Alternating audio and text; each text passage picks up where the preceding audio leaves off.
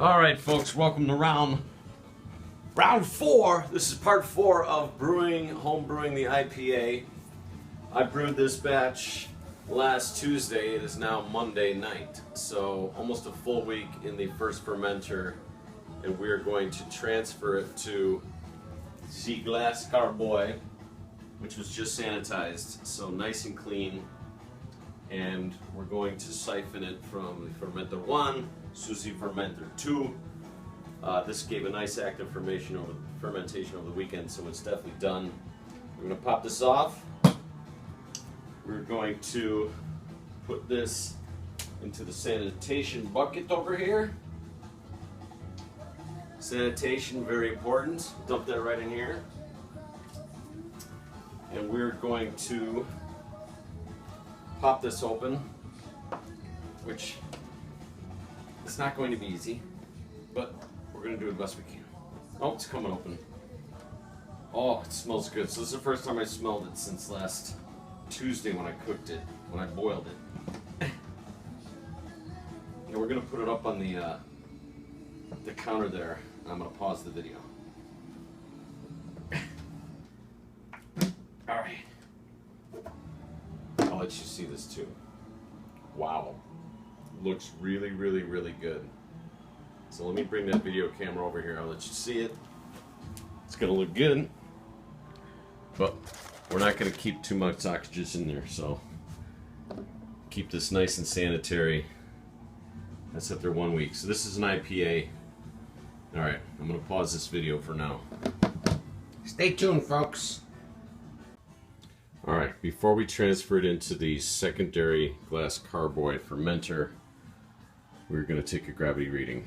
All right, so we're going to gently dump that right in there. See what it does. Looking good. It's going to be very hard for me to read this while I'm holding the camera, so I'm going to have to stop. All right, folks, we're continuing here. The gravity reading on that, starting gravity was a 1.050. After almost a week of fermenting in the plastic, it came out at a 1.007. So we're going to siphon that out of here now into the glass carboy. It smells really, really good. I've got my really handy dandy siphon here in the sanitizer. We're going to put that right into the bear with me here, just trying to empty out a little bit of juice out of here. Not that I absolutely need to, but here we go. We're going to make sure this tube is way down in there and try not to get too much oxygen. Now, I'm not going to stick this too far down in here, because I don't want to suck up a lot of junk from the bottom. We just want to get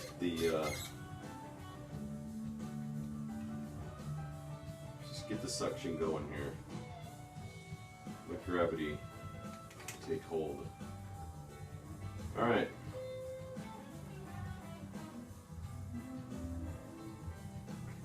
We're going to do that one more time. Stick this down in there a little bit deeper to get more gravity going. And then that one should take. I haven't done this in quite some time, so. Oh, that didn't work either. Let's try one more time. I'm going to stick it down a little bit further.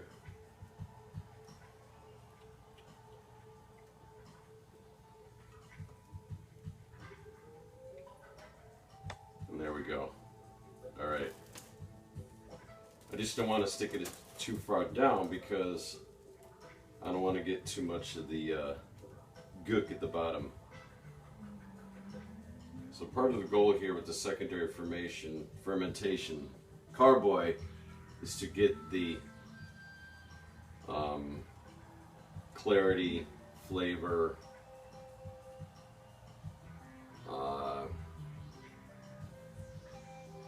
and balance of the taste. So those are some of the benefits of using the secondary fermentation. Clarity, taste, body. Although again, if you saw my first few videos on here, this is volume 4.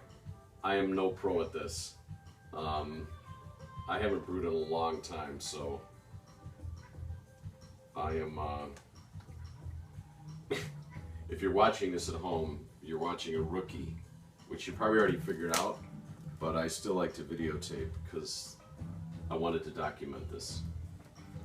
I decided to just let the gravity take hold here because I don't know how long the suction is going to take place. So I'm going to bring you in on this video nice and close.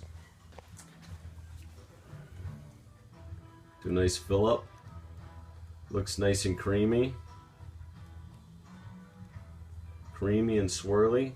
Not too much oxygen. And there it is, sucking out of the pot. Two-step fermentation. Nice and yummy.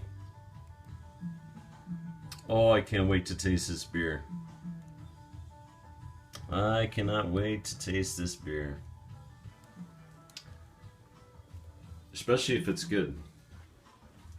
Because if it's good, I'm going to slam like, 3 or 4 beers a day. If it's shitty, I'm only going to slam like 1 beer a day. I give it about a 33% chance of being shitty. Although I follow directions to the T. I've been extremely clean. Magnificent cleanliness. And I took absolutely no shortcuts. So this has been in the primary fermenter for, like I said, 6 days. So there's been no bubbly action at the top for 48 hours. So perfect time to put it in the glass carboy. Looks like we got about 2 more gallons to go. And it's looking good. In case you didn't see my first few videos, this is the beer I'm brewing. India Pale Ale. We're hoping for about a 6% alcohol in there. 5.7 to 6.25. Gonna be good. India Pale Ale. All good. This was the pot I brewed it in. This is the wort chiller I use. Where the hell is it? Somewhere in there. There it is. Just hanging out in its cubby hole. Alright, still sucking in there. Looking nice and creamy, dark amber. The siphon worked like a charm. And we're going to cut video. Alright, we successfully moved the beer that has been brewing in the primary fermenter for a week into the secondary glass carboy.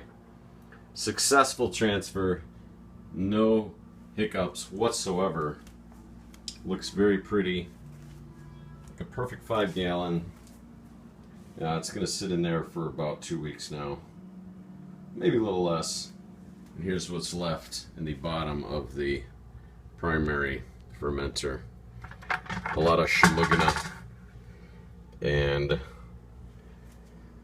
sludge, smudge, schmoog. Oh my god. Smells good though. If there was a smell cam on here, you would really like it. So that's the end of part 4, folks. This is going to sit in here for a couple weeks. We're going to throw some sugar in there, some primer, stick it in some bottles, let it ferment. Got some bottles collecting over here. I need to double that though. I need about, 53 bottles. Alright?